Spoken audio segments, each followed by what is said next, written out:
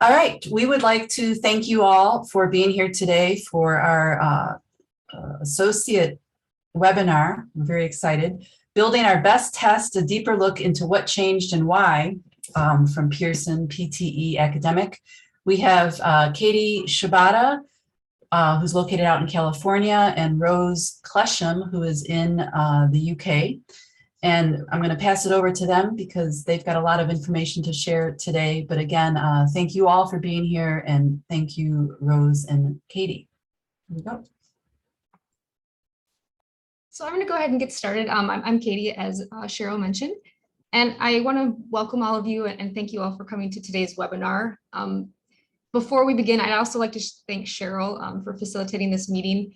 I think it's safe to say that many of us on this call are grateful for Cheryl's continuous support. So again, my name is Katie, and my role at Pearson is to provide support and resources and training to schools and programs that are currently accepting Pearson Test of English or are interested in accepting. So today we're going to take a deeper dive into the new and improved PTE academic exam, and in particular explain why the changes. I'm very excited to be joined by my colleague, Rose Klesham. She's the Director of Academic Standards and Measurement at Pearson. Her roles at Pearson have included leading the assessment design and research team, carrying out national and international alignment and benchmarking studies, and presenting at major international conferences throughout the world. And so I'm happy that Rose is here today because I'm sure we've all had questions about the ever expanding number of English language proficiency assessments now available to us. I'm particularly excited that Rose is going to be able to answer some of the questions you may have about content, standards, reliability, and the validities specifically of PTE Academic. And we also all know that admissions requirements have changed or evolved, and meeting the needs of evolving international educational landscape and requirements are central to Rose's work, which also will be good to be able to ask Rose some of those questions. Finally, her research interests include artificial intelligence, and that is also a particular hot topic that we all are seeing across the field. So let's get started with a few questions. Next slide, please. Thank you. Oops, I think one more ahead. Yeah, hang on. Thanks. Okay. There we go. So we're going to start with a couple polls just to kind of get to know one another. Which of the following best describes your role is the first poll. And then the second poll is which of these topics related to English language proficiency concerns you the most today? So let's say we have a lot of directors and administration joining us today, so welcome. A few admissions and some teachers. And if I missed your particular role, I apologize. You can write it in the chat. And then going on to the second poll. Oh, I don't know how to get to the next one.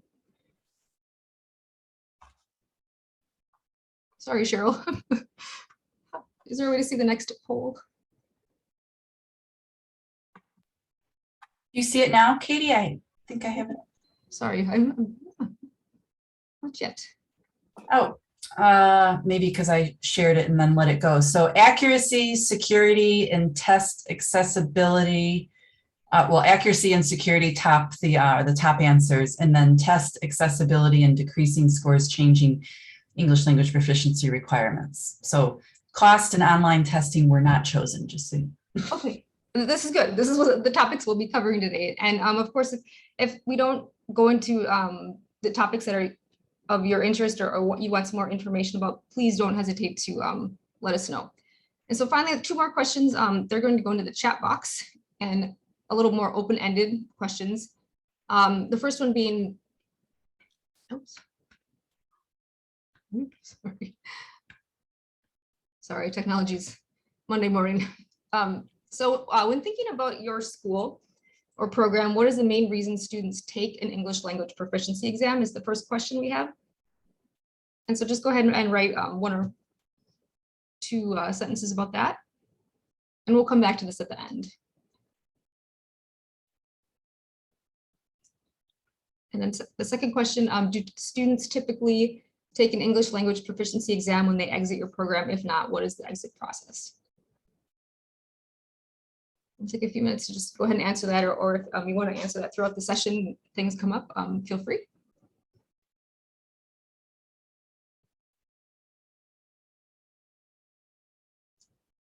All right, so as we're moving on to the next slide, I would like to hand it over to Rose.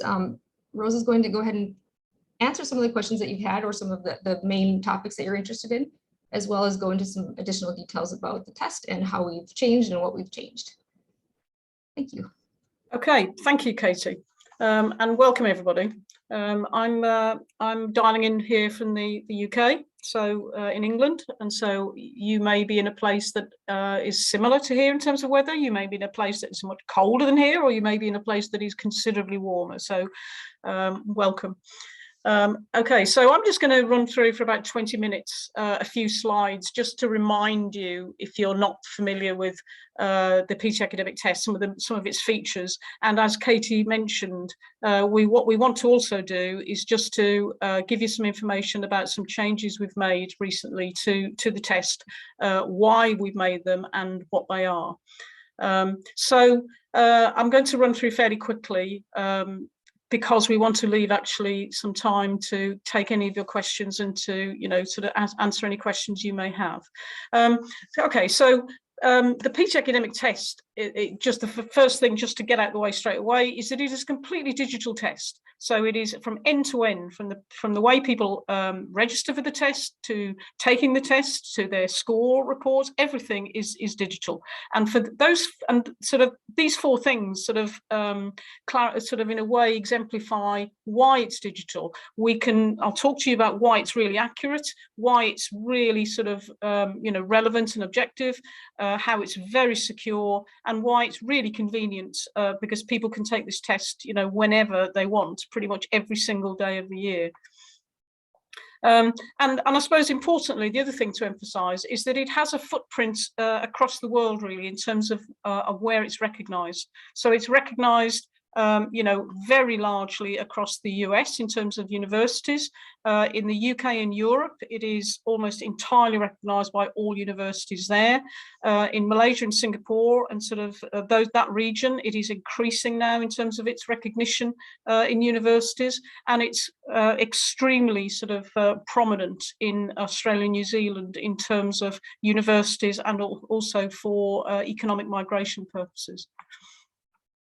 And who takes it? Well, when it was first launched over 10 years ago, and I'll go into a little bit of detail about that in a second, but when it was first launched, the only people that took it at that time were students entering higher education. The data that I'm putting up here is September 2019, which is probably the most robust data anybody has, actually, because it's just pre-pandemic time.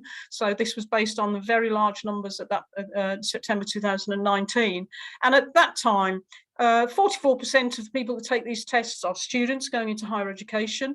In fact, slightly more, a sort of higher percentage are actually professionals who are going in at sort of skilled levels, and a small percent at that time, but growing all the time, are people that are applying for visa status where English proficiency is a requirement. So just to remind people, if you're not familiar with this test, it was launched in 2009, so it was launched over 10 years ago, but it actually took approximately 3 years to actually set out all the research that underpins the reliability and validity of that test. And it came about because at that time there was, in fact, people came to Pearson. Governments came to Pearson to ask whether we were interested in setting up a digital test, because they were worried, one, about the reliability of tests that were around at that time. In other words, that depending on where you took a test and when you took a test, results could be variable. And they were also concerned about the security of tests at that time, about whether there was sort of, what was there fraud going on. So at that time then, we embarked on a 3-year research program. And the thing that set it off, I suppose, was that we knew that we had increasing capabilities of using computer technologies, but also using quite powerful educational assessment metrics as well. And another thing I just want to mention right at the start, because in my view, it is completely fundamental to why I believe in these type of tests, that they're not selective in what they test. So you find quite a lot of times when you have computer-based tests that they can't be completely authentic because they just can't assess certain things, let's say like speaking. Whereas from the off, the underpinning notion of developing a test like this is that it had to assess all 4 skills. And that was fundamental, really, to making sure that we can not only test language, but we could test it with authenticity. And it was based on the CFR framework, which is the Common European Framework of Reference, and nearly all language frameworks in the world now, whether they're Canadian or Chinese or, you know, wherever they're based, in a way, their starting point was actually the CFR that started that idea of saying, well, what is a centralized idea of what language proficiency should look like? As I said, the challenge for setting up such a test was that we wanted to assess all 4 skills, but we wanted to be fair and reduce bias, not just in one country, but on a global basis. Because migration of people for going into education or for jobs has now, you know, certainly before pandemic times, has been an enormous shift in the way that populations have moved, and it will go back to that. Language tests need to therefore, you know, show that they can be fair on a global basis. They need to be reliable and they need to be standardized, but also, of course, they need to be fast and efficient. People can't maybe take a test in February and then wait until June for the results. So if by turning things into digital computerized tests, people can get their results back in a day or 2. And the technologies that underpin that are that, you know, computer technology itself has improved hugely over the last 10 years. The way that marking can happen, either by automated marking or by using AI, which I'll talk about in a second, that again is increasing and improving all the time. We now do have like a globalized construct of language proficiency, which is based on things like the CFR or frameworks that have been developed by particular sort of areas of the world. And we have quite developed now measurement sort of technologies that are improving all the time. Just to give an idea of what these tests actually look like, I mean, Pearson do a number of language tests and they're for different purposes. The one we're talking about today is probably the most high profile one, in the PTE Academic test. It assesses all 4 skills, okay, listening, speaking, reading, writing. It has lots of different item types so that people aren't just sort of basically churning out the same type of items all the time. Some of the items assess skills singly, i.e. they focus on a particular skill, and some of the items are integrated because that's actually how language is used. It's used usually at least 2 skills are happening at the same time. And so its authenticity is quite high on the agenda. Just again, I'm not going into the detail here. You can ask questions if you want at the end of the session. But the way that for example, the writing, and this also goes for speaking as well, the way that they actually work is by pre-testing items. So every single writing item in our tests has been trialed by thousands and thousands of people. We get human raters to mark them, to score them, and then we train an engine to actually predict what would be given to a new response based on what those human scorers gave the 1,000 scripts that we gave it. And then we hope then the engine has been trained, and then we validate it by putting another 1,000 scripts in that the engine hasn't seen before. Again, we get human raters to rate it, and then we see what the machine would give it. And if they're very highly related, then we know that we can use that item. If we don't, if they're not highly correlated, we don't use the item. So the focus is always being as good as the humans, if not better. But you don't set up these systems lightly. And so when you see that there are computer-based tests, it's very important to interrogate whether the tests that you look at are researched in a really deep way and have really robust data. So this is just some of the validation data that we used over 10 years ago. We had about 2.5 million human ratings, about 2 million speaking items, 0.6 million writing items. Because it was developed as a global test, there's no point in then just testing it in one location. The whole point was that we had to trial it in as wide a sort of demographic area as possible. So we used people from 122 countries. We tested it on 120 languages, and that was then, and that has actually increased since then. But one thing I always try to do when I talk about the use of AI in these technologies is to reassure people what we're actually talking about when we're talking about AI, because some people are always first on board with AI and think it's a wonderful thing. And sometimes people have fundamental questions about, well, what does this AI mean? And it's bandied around sometimes as a single thing. But again, if you are interested in using these tests or recommending these tests, it's important that you have confidence about the robustness of those systems. So when I'm talking about AI, I am talking about engine-trained systems that actually have been trained by humans and then predict the scores that an expert human rater would give. Our systems, as I said, they're built on the idea that they assess all 4 skills so they can be authentic. And actually, these assessments are used for PTE Academic's sense, they're used for high stakes selection purposes or entrance purposes, but the same technologies can be used for formative purposes. And the power of these systems are that every item is trialed and pre-tested. So we're not guessing how items are going to perform or if they're going to perform. We know that they're going to work properly. The way that the systems then can work is that people can take ownership actually of the technologies themselves. So it's not just sort of seen as a top-down system. And many of these technologies are used in schools, actually for students as young as 7 or 8 years old. And that become part and parcel then of the learning process. And then so when these tests then become used for selection purposes, they're not seen as a sort of like a complete shift from the way people have been learnt and how they've been assessed.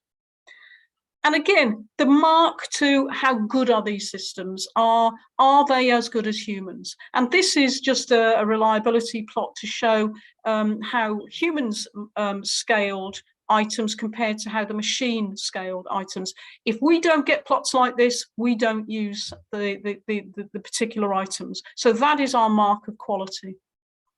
And I suppose one thing that comes up a lot when we talk about any sort of assessments is, well, can people cheat? Can people game? And these are pictures of these may bring back horrible memories for some of you and fond memories for others about taking exams ourselves, and actually some of these pictures are taken from sort of Chinese civil service exams over 2,000 years ago. And some of these pictures have been taken over the last few years, and you can see actually how little has changed. And the item the picture I like the most on this is the bottom left-hand corner, which is actually a cheat sheet that was found in the Chinese civil service exams. And that cheat sheet was actually on the candidate's underwear. So cheating is nothing new. And so actually what digital sort of tests can do is that they can reduce the malpractice or cheating opportunities, because we can monitor what people are doing in real time, and we can check whether people are producing similar answers. In our systems, when people take tests in a testing center, no 2 people get the same test. So there's a level of security there that clearly is not the same as a paper-based exam. And when we do find things that we're not happy with, because everything is set up digitally, we can address it pretty quickly. In paper-based testing, it can sometimes never be addressed unless you just get rid of the paper completely and have a new paper. So digital assessments have a much more proactive approach to making sure that the tests are fair and trustworthy. And so what they allow is that is the movement really from the situation on the left, which I'm sure we all have some nightmares over, about everybody having to sit the same test at the same time on the same day, to this idea of being personalized on the one hand, but also being secure when it needs to be. And test, you know, basically people are able to take tests when they feel comfortable and ready to take them. Now, that's a very, very quick background to the test as it is. But what we've also done over the last 10 years is check the item performances to see whether over time we can improve the performance of the test. And we do that in lots of ways. We do that by making sure that the headphones are really high quality and the microphones are really high quality in testing centres. But of course, what we also want to do is to make sure that we don't over-test people. So the original PTE Academic test lasted about 3 hours. Which was a really robust test, and we got loads and loads of information on every student. But what we have done for probably the last 7 years is check how much information we need to give a reliable result. Okay, and so what we've done is looked at every single item and how many of those items we need to get a stable performance from each candidate, so that we can ensure that that candidate is getting a fair result. But for example, did we really need to ask a particular question 6 times when we can ask it maybe 4 times and get the same information? So the key mark of our tests, and any really good test, is that it has really high reliability, as I mentioned before. It has really low error in terms of the error of measurement, and that the demand of that test is as it was designed to be. Okay, and so we've carried out research, as I said, over many, many years to check on how efficient the test items are, but also to ensure that we give really good coverage to all 4 skills. And also then that test would be accepted by regulators, which it was. And so our new test was launched a few weeks ago in November. And again, we are continually monitoring the performance of that test too. And again, just to, I suppose, finish off talking about AI, this is a quote by Fei-Fei Li, who's the chief scientist at Google and is also a Stanford professor, about quite a telling comment, I think, to say, you know, I often tell my students not to be misled by the term artificial intelligence. There's nothing artificial about it. It was made by humans and intended to behave, you know, sort of by humans. So, you know, I always try and debunk this idea that somehow these systems are devoid of human input. They were absolutely built on human input. And it's obvious, you know, we use computers every day, every single day. Most of us are carrying pretty sort of powerful computers on the phones that we walk around with. They are just better at us at certain things. And the key to the use of technology is to identify the things that computers are better at than humans, and to identify the things that humans are better at in their roles. Human scorers, I used to be one for many years, do a fantastic job, but human scorers or raters, it's a very difficult job, especially in English, to assess lots of different traits all at the same time. Some raters just vary their standard. They don't mean to do, but they just do. And sometimes they're different, the way that they sort of rate or score things on a Monday to a Friday. Across raters, if you have maybe on a global test, maybe 5,000 people that are scorers or raters, the chances of those all having exactly the same sort of standardized view, particularly in writing and speaking, is really, really challenging, particularly if they're assessing many different skills at the same time. And so if you can train systems to do that reliably, well, why on earth wouldn't you? It's also obviously the case that handwriting can have a bias effect, as can, you know, gender, culture, ethnicity. So the use of automated systems like ours just absolutely removes those barriers. And what's really telling is these are the results of a poll that we did a couple of years ago that was based on thousands of respondents. And the thing about, you know, the test taking population that take this test, for example, are generally in their up to about late 20s. They are voting with their feet. You know, there was a time when people were fearful about computer-based testing, particularly for high stakes, but people of that demographic and age now act really completely vote with their feet. They want the speed of the results, but they also, their perception is that these computer-based tests are fairer and they're more objective. And to add to our portfolio, what we're now getting ready for launch is an online version, i.e. a remote proctored version, which means that when if somebody, you know, for example, if we have another significant lockdown, or if people are in positions where they can't get to testing centres, they can take this PTE academic test at home, but they have to take it under certain conditions. So the first thing to say is that the test itself is exactly the same, has the same items, it has the same standards. You know, there's no difference in the test. And obviously, because the test has been developed in this way, all the fees are exactly the same, but the way that people can take it will be completely more sort of accessible for some people. However, as I said, the test taking conditions have to be carefully monitored, which I'll just talk about very quickly now. And also, the people that are taking the test have to be clear whether that test will be acceptable for certain visa applications. And people like Katie would be the first port of call to check whether the PTE Online version would be acceptable for particular circumstances. And so what happens is that if somebody wants to take an online proctored version, they have to register, their computer has to be checked, there is a human proctor who actually allows them into the room and checks their environment. They can't move away from the computer, you know, from their desk, and the proctor can communicate to them to check that if there's anything that they think is untoward. And not only are their test taking as they take the test monitored, but actually their performance then is monitored to check whether there would be any chance of any malpractice. And so if you compare the security of the test center and the online, to be honest, apart from the test, like the actual test taking position, the actual sort of systems are extremely similar.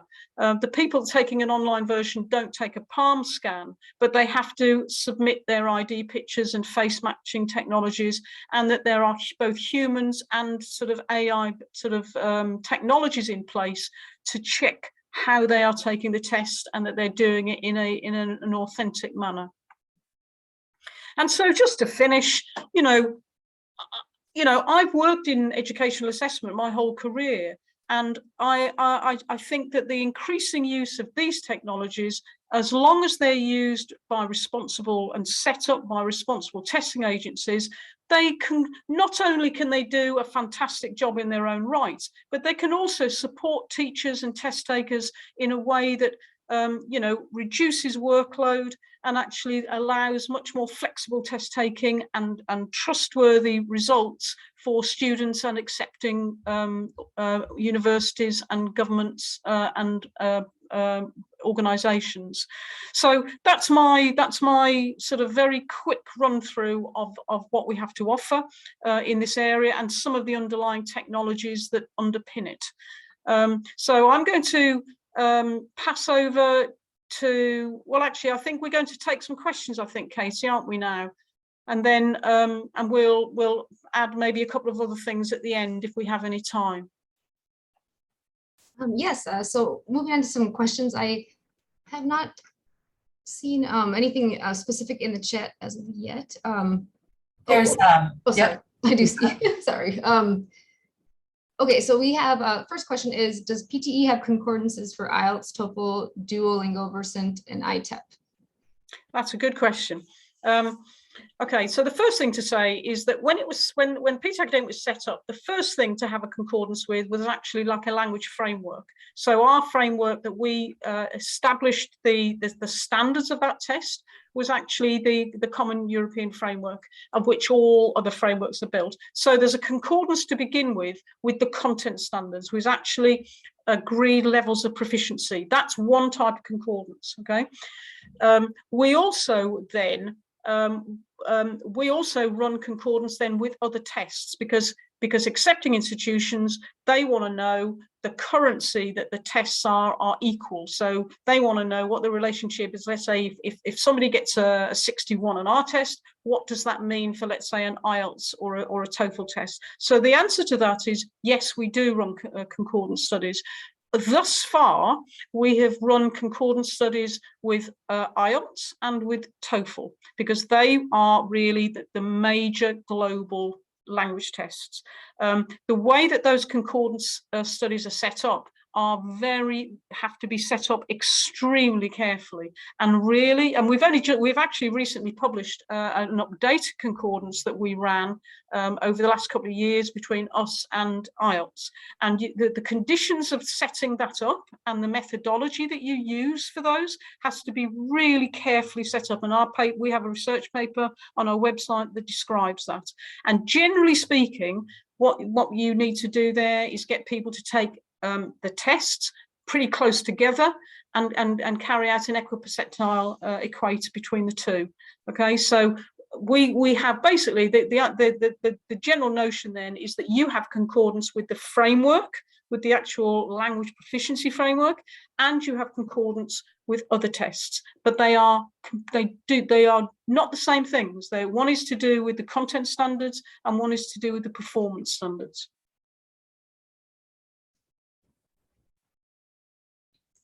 Thank you, Rose.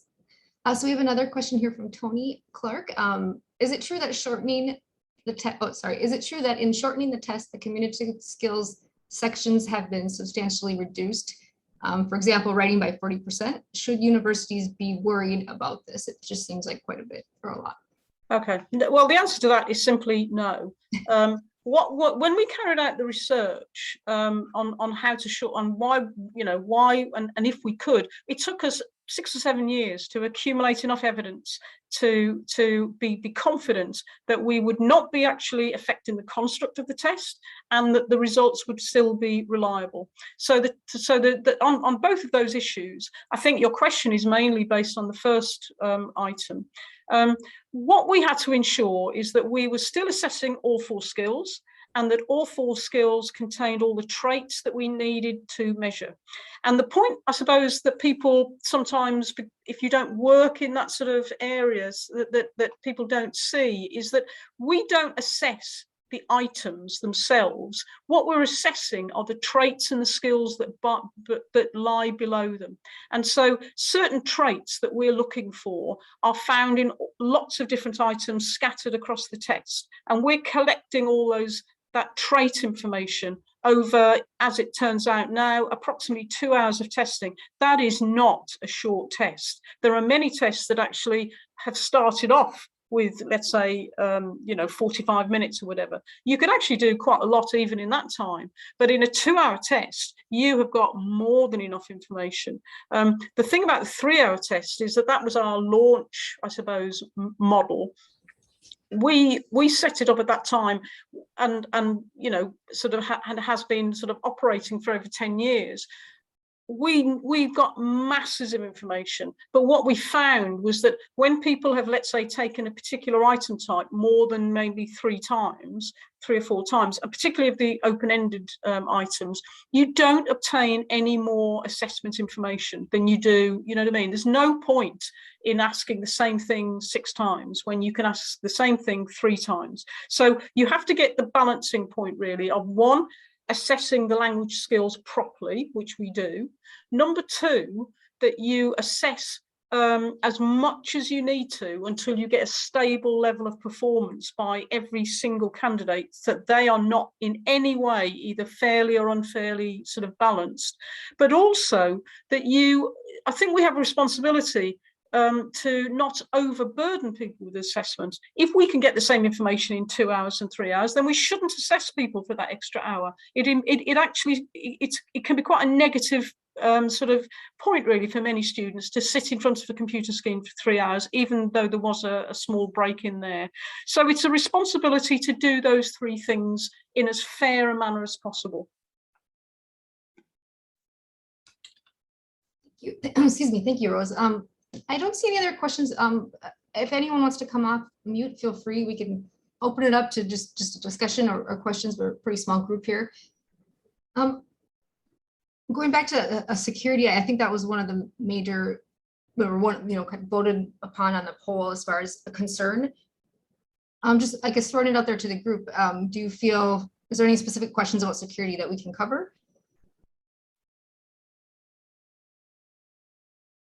Or if you have more interest in that, of course, you can contact us after this. Yeah, I'll just throw in a couple of things myself. You know, I'm an assessment person. I was a teacher for a long time. I worked in, all sorts of assessments, paper, on screen, academic qualifications, vocational, all of them. And my main concern is that the assessments themselves are well developed, well designed, and that they're fair. That's the starting point. But you can't deny that especially if you have a high stakes assessment, they've got to be secure, because then you create a level playing field. And even though it's not, my main issue is the assessment itself and the fairness of the assessment and the quality of the assessment. But I also know that to make that really fair, the conditions have to be fair, and that we shouldn't advantage or disadvantage anybody. And that's when the security sort of kicks in, really. So what's quite appealing about these sort of technologies is that they can be sort of like scaled down in terms of security if they're used for formative purposes, if they're used in school-based situations. You don't need to have palm prints, you don't need to have sort of high invigilation in those environments, because then you can just take advantage of the feedback that you're getting from these type of systems. But then when it's necessary, and when it's a question then of selection for into a university or a country sometimes, or a company, then you need a surety that it's the person that you think has taken that test and that they are taking that test fairly. And so then you can ramp up the security. So you get the best of both worlds, because you get the quality of the assessments, but you also get the assuredness of the security. And all of those things are important. One of my favorite words is the notion of validity. And validity is sort of everything. It's not just the technical qualities of the test, it's actually all that other stuff as well. And when you put all those things together, the quality of these assessments is as strong as its weakest link. And so if you have to be clear about the purpose of the assessment, and if the purpose of that assessment is high stakes, then you have to have all the security that's around it. If the purpose of that assessment is not high stakes, then you can release certain aspects of test taking conditions in an appropriate manner.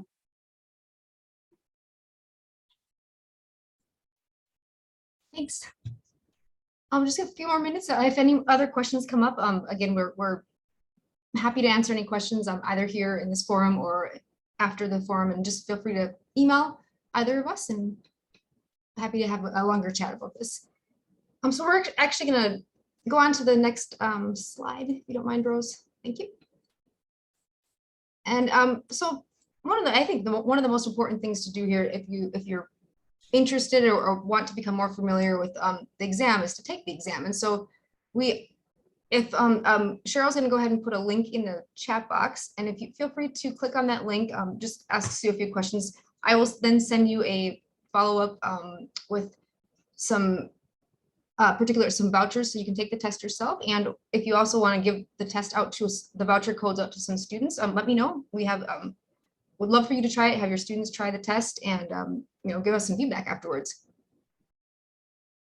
And then finally, so just last thing is, if you have 20 minutes to spare before the end of the year or sometime in the beginning of the new year, I would just love to have a chat with you really about what your thoughts on English language proficiency admission requirements are, just more of an informal discussion. And this is just simply an interest area of mine, and I would really appreciate any feedback, and just having that kind of a small group discussion or one-on-one would be really great. So if you have 20 minutes to spare, certainly drop me a line in your follow-up, and I'd be really very thankful for any comments and feedback that you'd be willing to share. And then finally, we wanted to say, if there's anything that you feel did not get covered today, please feel free to email me or Rose, and we'll be happy to follow up. And if there's no other questions, this is our contact information, and I think Cheryl's going to end with a few reminders. And I thank you very, very much for coming today. Really do appreciate it, and hope to hear from you soon. Thank you, Katie and Rose. So Michael, are you all seeing a slide of mine right now by chance? Yes.